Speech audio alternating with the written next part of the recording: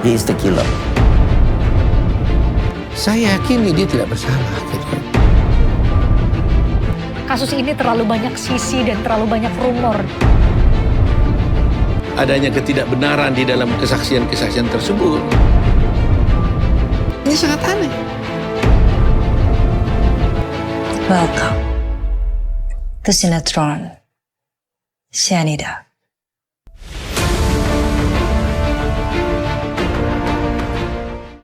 Kalian udah nonton Ice Cold Murder di Netflix?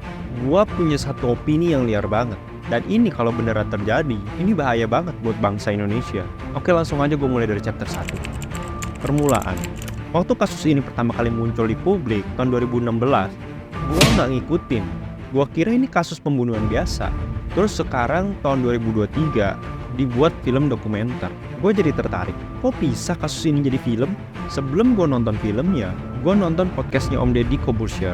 Ngobrol sama Om Otto Hasibuan selaku pengacaranya Jessica. Di podcastnya, Om Otto masih ngebela kliennya sampai saat ini. Dia jelasin, di kasusnya Jessica ini banyak banget kejanggalan.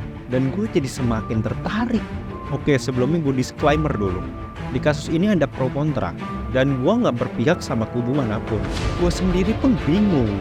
Gue yang gak pernah ikutin beritanya, tiba-tiba nonton ini film, dan opini-opini selama 4 bulan persidangan itu dijejelin masuk ke otak.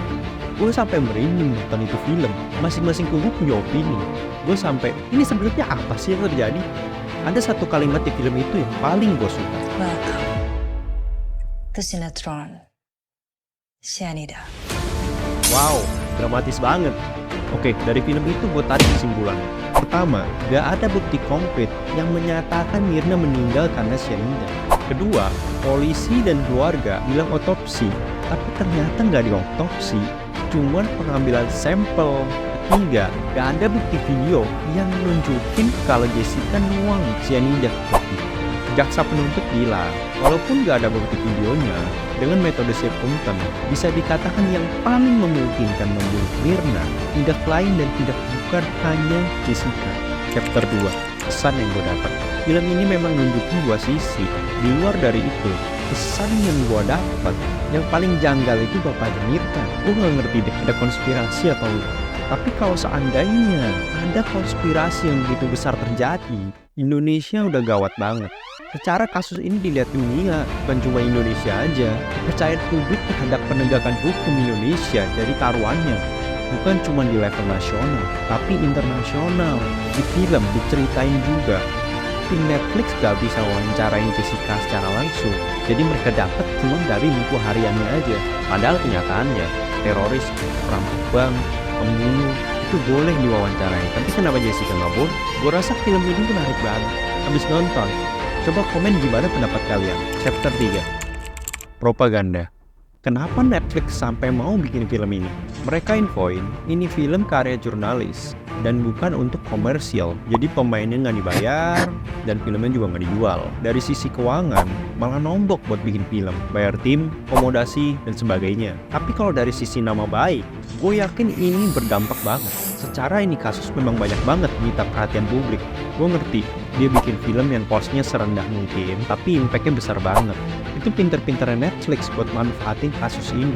Kalau dari soal keadilan, itu juga bagus. Berarti Netflix punya rasa keadilan, kemanusiaan, kepedulian yang tinggi. Tapi gimana kalau ternyata tujuannya untuk propaganda yang disembunyiin di balik keadilan? Ini yang bahaya. Jenazah nggak diotopsi, tapi kepolisian bilang otopsi, entah siapa yang bohong. Jujur setelah nonton, gue jadi agak ragu. Apa penegakan hukum di Indonesia beneran separah ini? Kalaupun parah, jangan sampai ini dimanfaatin sama pihak yang mau mecah belah bangsa Indonesia. Masyarakat dibuat gak percaya sama penegak hukum dan pemerintah.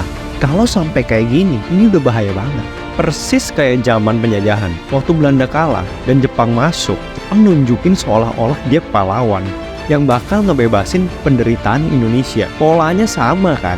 Netflix ngerasa ada ketidakadilan, terus dia coba masuk nge-film, awalnya buat tarik perhatian, dan seterusnya.